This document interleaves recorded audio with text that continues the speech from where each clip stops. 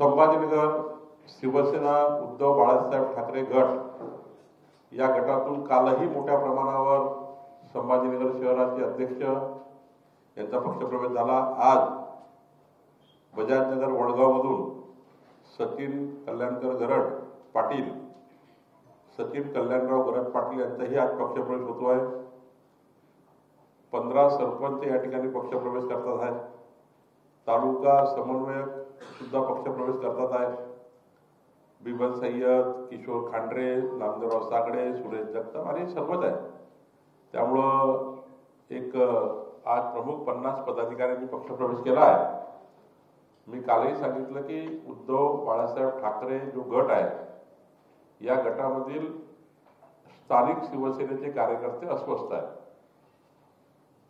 मला नेतृत्वाबद्दल नेत्याबद्दल नाही बोलायचं, ते तर काँग्रेस आणि राष्ट्रवादी समोर पवार साहेबांसोबत लोटांगण घेत आहे।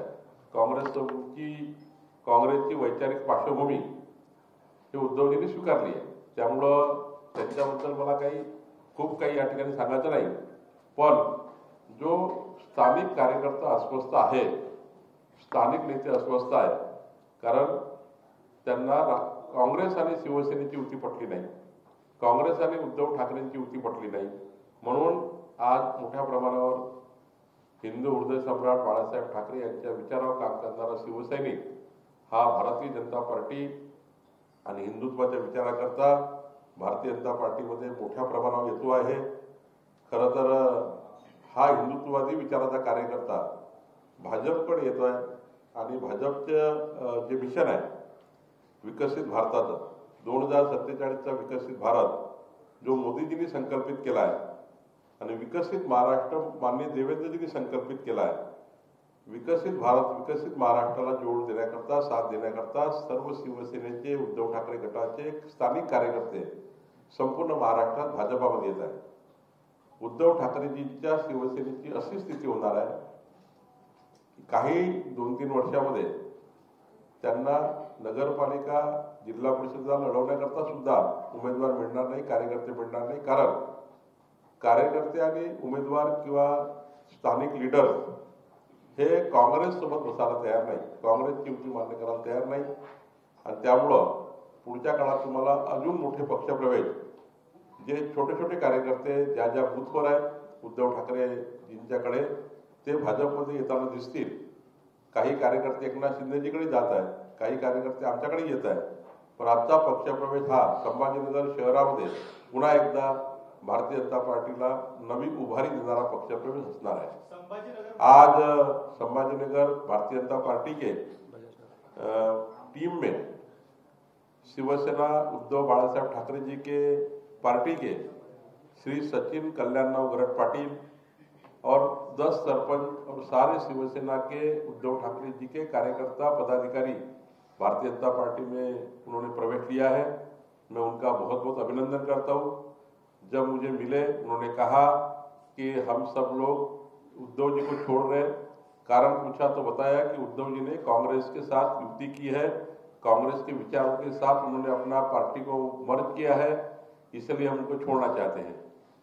मुझे महाराष्ट्र में सब तरफ दिखाई दे रहा है कि उद्धव बाळासाहेब ठाकरे जी के पार्टी के कार्यकर्ता गांव-गांव में गली गली में जो शाखाएं खोल के काम कर रहे थे वो सारी शाखाएं भारतीय जनता पार्टी में मर्ज हो रही है। सारे लोग भारतीय जनता पार्टी में आ रहे हैं क्योंकि हमारे ये जो कार्यकर्ता है जो उद्धव जी के साथ हमारी अनेक साल युति रही, हम सब कार्यकर्ता को जानते हैं, सब कार्यकर्ता को मानते हैं।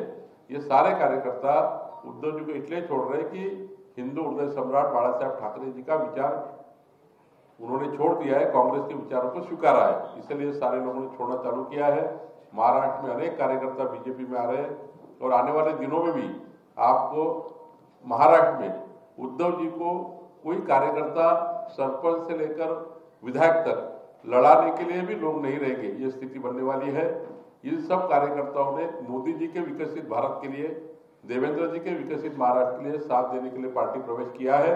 मैं उनका पार्टी में बहुत बहुत अभिनंदन करता हूँ, सबका पार्टी में स्वागत करता हूँ और आश्वस्त करता हूँ सब कार्यकर्ताओं को हम ईमानदारी से विकास की योजना में लेकर आएंगे और इस महाराष्ट्र में विकास की ओर लेकर जाएंगे। सब पदाधिकारियों को जो सचिन जी के साथ आए हैं, सब पदाधिकारियों को मैं आश्वस्त करता हूँ कि कि आपको भारतीय जनता पार्टी लेकर चलेगी और विकास के इस राह में आप भी अच्छे से काम करेंगे, यही मैं आपको आश्वस्त करता हूँ. खूप खूप धन्यवाद. उद्धव ठाकरेंकडे येत्या काळात माणसं राहणार नाही. दुसऱ्या बाजूला उदय सामंत देखील असं म्हणतात की उद्या 23 तारखेला मोठा भूकंप महाराष्ट्रामध्ये होणार आहे. कोणी म्हटलं? उदय सामंत म्हणाले की 3 खासदार उद्धव ठाकरेंचे त्यांच्या संपर्कात आहेत. मला वाटतं की जर असा काही दावा केला असेल तर काही त्यांच्याकडे काही पक्षप्रवेश होणार असतील तर मला माहिती नाही. पण आमच्याकडे मात्र स्थानिक शाखा ज्या आहेत उद्धव ठाकरेजीच्या गटाच्या, त्या स्थानिक शाखेचे पक्षप्रवेश मोठ्या प्रमाणात मी करतो आहे. मला उदय सामंतजीकडे कोण एकनाथजीकडे कोण खासदार कोण आमदार प्रवेश करणार आहे याबद्दल मला माहिती नाही. उदय सामंत यांच्या या वक्तव्यानंतर उद्धव बाळासाहेब ठाकरे गटाकडून आरोप होतोय की त्यांना दावोसमधून हटवून द्यायला हवं, कारण असं कोणामुळे राजकारण दावोसमधून चर्चा करतायत संजय राऊत. ठीक आहे, आपला कामाच्या वेळा ज्या असतात त्यामध्ये दावोसचे काम करून आपल्या पक्षाकडे लक्ष देणं काही वाईट नाही. मी आता मंत्री म्हणून काम करताना भारतीय जनता पार्टीचा पक्ष वाढवण्याकरता मी काम केलेलं काय चुकीचं आहे? आपला प्रशासकीय वेळ जो असतो प्रशासकीय असतो, शासकीय वेळ शासकीय असतो. पण आम्ही जर 24 तासातले 18 तास काम करतो तर 10 तास शासनाकडे जे काही कामकाज करून आमच्या पक्षाकरता आम्ही 4 तास देत असतो. त्यामुळं त्यांनी तिथून डावासोरी लक्ष दिलं असेल त्यांचा पक्ष वाढवण्याकरता, त्यात काही गैर नाही.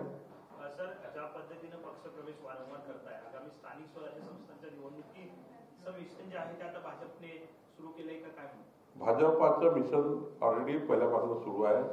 आम्ही आधीच ठरवलं की महाविजय लोकसभा, महाविजय विधानसभा, महाविजय स्थानिक स्वराज्य संस्था, आता 2025 मध्ये होणाऱ्या स्थानिक स्वराज्य संस्थेमध्ये आम्ही महायुतीमध्ये मोठ्या प्रमाणावर महाराष्ट्रात लढणार आहोत.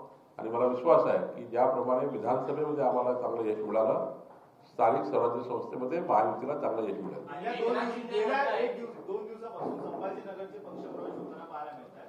खैरे आणि अंबादास दानवे जे विरोधी पक्ष नेते त्यांच्यातल्या वादामुळे खरं हे पक्षप्रवेश. त्यांचा वाद नाही आहे, वाद मूळ आहे की उद्धवजींनी काँग्रेससोबत युती केली. उद्धवजींनी काँग्रेसचे विचार स्वीकारले. उद्धवजींनी हिंदुत्व सोडून काँग्रेसच्या विचाराची संगनमत केलं. उद्धवजींनी मताच्या लागू चालण्याकरता काँग्रेसचा विचार स्वीकारला.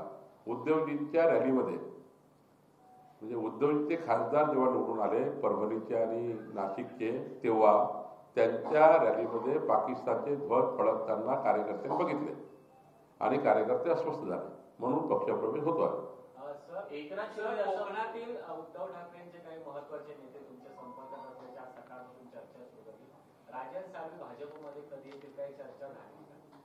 राजेंद्र साळवी यांची माझी काही चर्चा झाली नाही, बट एखाद्या वेळी राजेंद्र साळवीजी यांचा विचार बदलू शकतो, कारण उद्धवजींच्या कार्यप्रणालीवर ते मला जे दुरून वाटतं, मी त्यांच्याशी बोललो नाही, चर्चा केली नाही, पण त्यांच्या बोलण्यावर असं वाटतं की ते नाराज आहे बऱ्यापैकी, कारण उद्धवजींचा विचार काँग्रेस धर्जिला विचार हा कोणालाच मान्य नाही.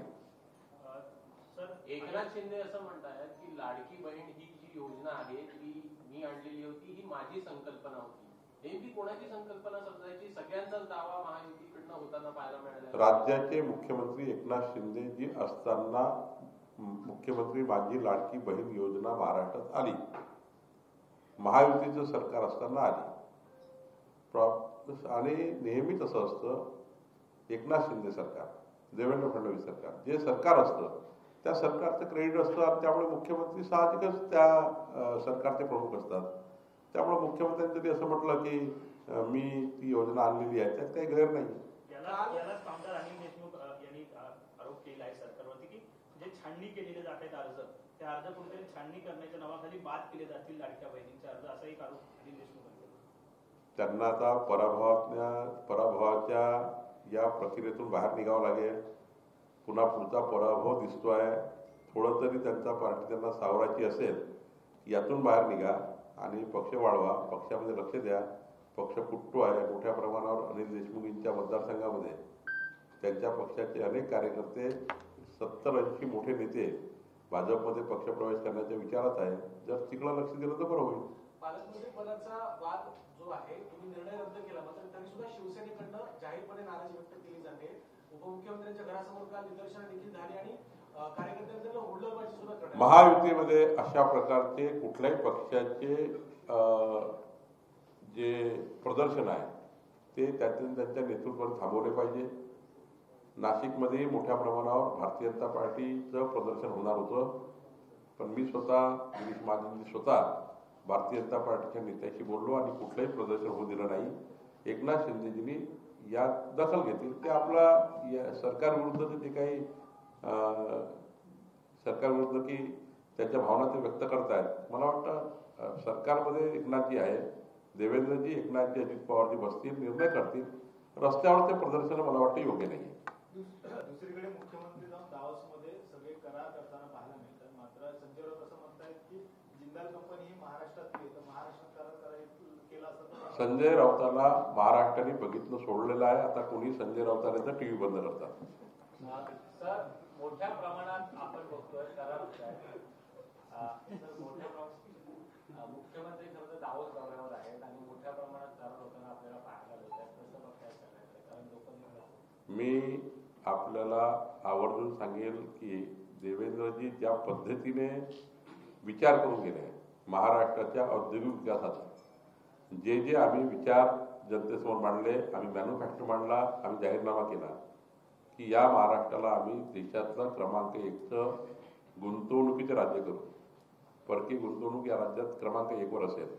देवेंद्रजी जेव्हा विचार करून जातात किंवा संकल्प करून जातात ते संकल्प पूर्ण करून देतात. मला असं वाटतं की यावेळीची जी गुंतवणूक आहे ती रेकॉर्ड ब्रेक असेल. महाराष्ट्राची छाती ऊर भरून इतकी मोठी गुंतवणूक असेल आणि ही गुंतवणूक प्रत्यक्षात असेल असं मला विश्वास आहे. एकदम महाराष्ट्र आता थांबणार नाही. महाराष्ट्र देशातलं क्रमांक 1चं राज्य असेल. महाराष्ट्र हा मजबूत महाराष्ट्र आणि देवेंद्रजींच्या पुढच्या 5 वर्षाच्या कार्यकाळामध्ये महाराष्ट्र हा जनतेच्या हृदयातला महाराष्ट्र हा प्रचंड शक्तिशाली झालेला दिसेल. महाराष्ट्र हा बलशाली झालेला दिसेल असं मला वाटतं.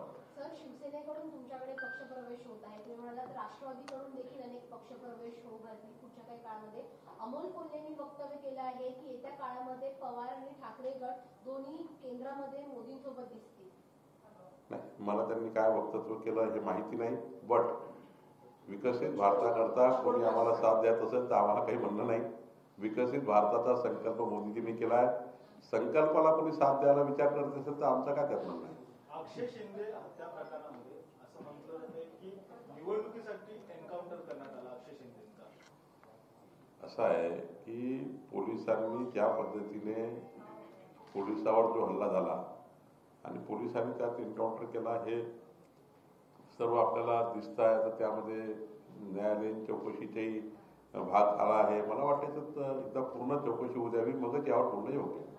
काल एक सीसीटीव्ही फुटेज बाहेर आले बीडच्या सरपंच हत्या प्रकरणामध्ये. त्यामध्ये हे सगळे आरोपी आणि वाल्मिक कराड एका हॉटेलमध्ये बसले आणि चर्चा करतात अशा प्रकारचं फुटेज. त्यामध्ये एक पीआय सुद्धा दिसतोय. या सगळ्यांवरती कारवाई नाही, मला असं वाटतं की या घटनेचा त्या बैठकीचा त्या घटनेचा किती संबंध आहे, काय संबंध आहे. पोलीस SIT सुरू आहे, पोलीस कारवाई करताय. मीडियामध्ये बोलून त्या कारवाईवर आपण काही वेगळा इन्फ्लुएन्स तयार करणे, माझ्यासारख्या जबाबदार मंत्र्यांनी त्यामध्ये काही स्टेटमेंट करणे, कुठल्याही मंत्र्यांनी किंवा कुठल्याही सरकारच्या प्रतिनिधींनी किंवा कुठल्याही लोकप्रतिनिधींनी असं कुठलंही वक्तव्य करू नये की मूळ तपासावर फरक पडेल. मी काही बोलणे म्हणजे मूळ तपासावर फरक पडतो. त्यामुळं तपास हा पोलिसांनी करावा, SITनी करावा, व्हिडिओचा करावा. जे आरोपी असेल त्या सर्वांना जेरबंद करावं, सर्वांना अंतिम शिक्षावरपर्यंत पोलिसांनी कारवाई करावी. याकरता पोलिसांना मुभा आहे, पोलिसांना पूर्ण ताकद सरकारची आहे. माननीय देवेंद्रजी पाठीशी उभे आहेत. देवेंद्रजींनी पूर्ण संकल्प केला आहे. या गुन्ह्याला कुणी राव त्याला ते तडीच देणार आहे.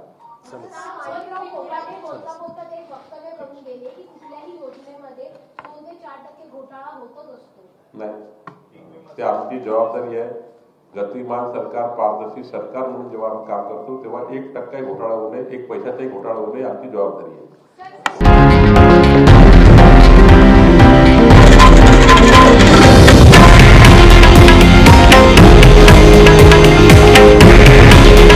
हे आहे देशातील नंबर 1 न्यूज नेटवर्क आणि आपण पाहत आहात TV9 मराठी.